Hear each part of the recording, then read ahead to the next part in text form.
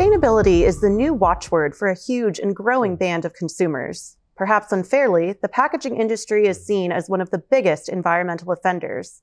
We're here today on the Pack Edge with Jorge Izquierdo and Tom Egan of PMMI, the Association for Packaging and Processing Technologies, to talk about operational and material changes that could help our industry improve on sustainability. Jorge, Tom, thank you for joining us today.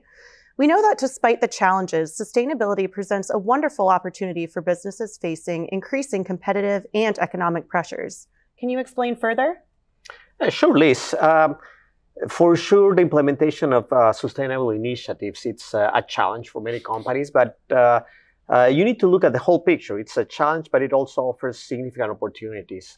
There is no question. Sustainability is one of the key attributes that consumers are following in terms of products and companies. So if you're able to differentiate your products based on sustainability, it's very likely that consumers will follow you, will value your brand, and will value your products. Thank you, Jorge. Now, let's talk about how we actually go about it, Tom. What are some of the realities around reducing energy and material waste within operations? So the first thing I think is important to recognize is that packaging is asked to do a lot. We ask it to promote the product, to protect the product, to transport the product, to provide information about the use of the product, and to make it to the point of use by the consumer wherever they intend it to be. Having said that, the sustainability impacts, especially as it relates to reduced operational issues for different utilities and also for reduced materials, will result from a great collaboration with the consumer packaged goods companies, the OEMs, and the material suppliers. How can CPGs adopt packaging machines to run sustainable materials? I think that collaboration that I just mentioned begins as early in the project as possible. What we want is we want the consumer packaged goods firm to say, this is the objective that we have. These are the different packaging formats, the different sizes that we're considering running, the different ways that we're going to pack it out, and even how it's going to be distributed.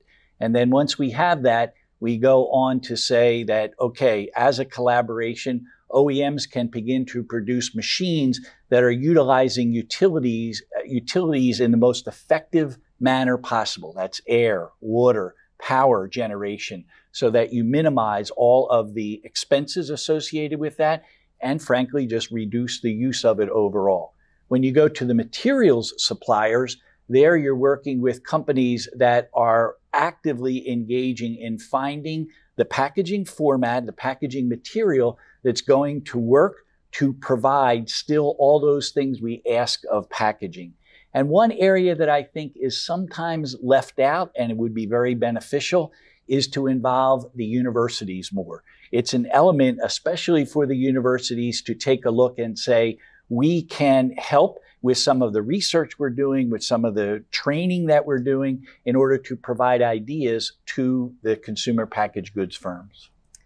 So a very important question, Jorge, is there a cost that consumers might have to pay to help achieve greater sustainability? Well, for sure. I can tell you the low-hanging fruit in terms of implementation of sustainable solutions has already been used, okay? All the new initiatives for sustainability very likely will have a cost implication. And I'm going to say it's not just cost. It's two things. There are two things. It's cost and convenience.